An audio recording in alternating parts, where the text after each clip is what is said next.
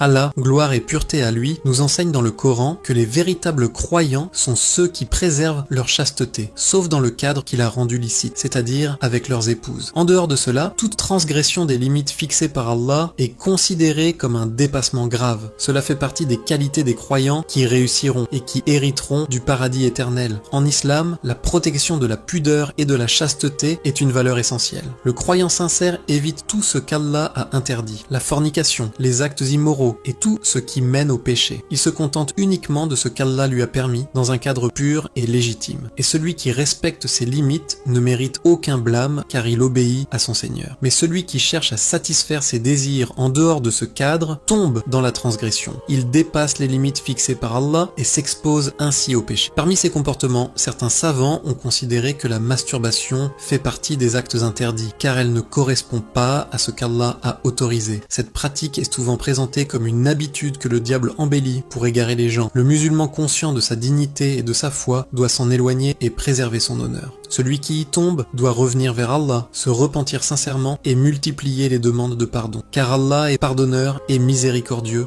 envers celui qui revient à lui. Le prophète Muhammad, que la paix soit sur lui, n'a jamais recommandé cette pratique. Au contraire, il a guidé les jeunes vers des solutions nobles et bénéfiques. Il a dit « Ô jeunes gens, celui d'entre vous qui en a les moyens, qu'il se marie, car cela aide à baisser le regard et à préserver la chasteté. Et celui qui ne peut pas, qu'il jeûne, car le jeûne est une protection. » Ce hadith nous montre clairement que l'islam propose des alternatives saines et spirituelles pour maîtriser ses désirs. Sur le plan du bien-être, certains spécialistes expliquent que l'excès dans ce genre de pratique peut avoir des conséquences négatives. Fatigue, stress, dépendance psychologique et distraction des responsabilités importantes. Cela peut aussi affecter la vie personnelle et conjugale si cela devient une habitude ancrée. Chez certains, cela peut entraîner une forme d'addiction, ce qui rend l'arrêt plus difficile. C'est pourquoi il est important de se préserver dès le départ, de renforcer sa foi et de s'occuper avec des activités utiles, prière, sport, lecture, apprentissage et rappel d'Allah. Les savants ont également établi un principe important. Tout ce qui cause un tort réel au corps ou à l'esprit doit être évité. L'islam est une religion qui protège l'être humain dans tous les aspects de sa vie. Cependant, il est important de rappeler qu'Allah est plein de miséricorde. Celui qui commet une erreur n'est pas condamné définitivement. Il doit se repentir sincèrement, arrêter le péché, regretter son acte et prendre la ferme intention de ne pas y revenir. Et s'il le fait, Allah peut lui pardonner. Le prophète, que la paix soit sur lui, a dit « Le croyant fort est meilleur et plus aimé d'Allah que le croyant faible, et dans chacun il y a du bien. Attache-toi à ce qui t'est utile, demande l'aide d'Allah et ne baisse pas les bras. » Ce message est une motivation à devenir meilleur, à lutter contre ses faiblesses et à avancer avec foi et détermination. Qu'Allah nous pardonne, nous guide et nous accorde la force de rester sur le droit chemin. Qu'il purifie nos cœurs, protège notre foi et nous accorde une bonne fin. Si ce rappel t'a été utile, abonne-toi à la chaîne, partage autour de toi et reste connecté pour plus de rappels bénéfiques. Qu'Allah vous récompense et vous accorde le meilleur dans cette vie et dans l'au-delà.